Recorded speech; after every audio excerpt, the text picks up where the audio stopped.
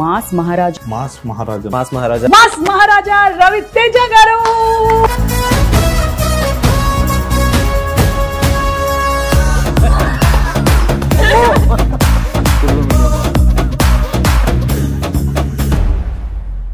Best memories moments ఏంటండి? ఏం జరిగిందండి అక్కడ? నీకు ఎలా ఉంది ఎక్స్పీరియన్స్?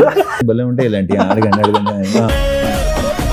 అప్పుడు దాకా మన కష్టం, మనం ఉండలేము, అప్పుడు దాకా ఆగలేము. ఏమిటండి ఆ సాహిత్యం ఏంటండి? వద్దు వద్దు, అది అవదమ్మా, చెప్పిస్తావు.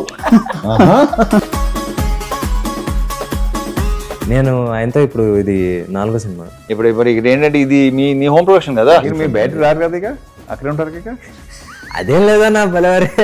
అదే ఎలా ఉన్నావు పొద్దున, మళ్ళీ హీరో గారు సాయంత్రం కూడా అదే ఓకే బాయ్, ఇదే ఎనర్జీ.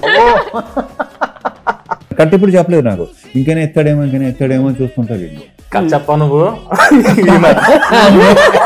ఏదో తేడా అప్పుడు వెళ్ళలేదు కదా, ఇప్పుడన్నా.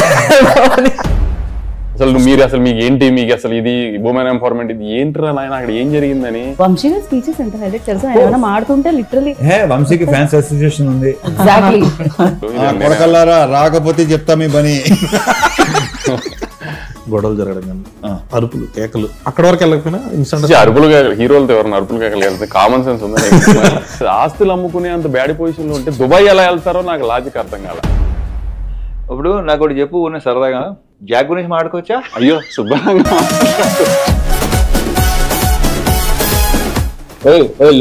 లేవు అలాంటి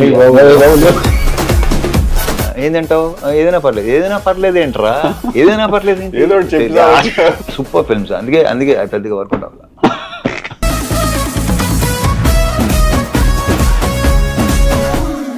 అంతే.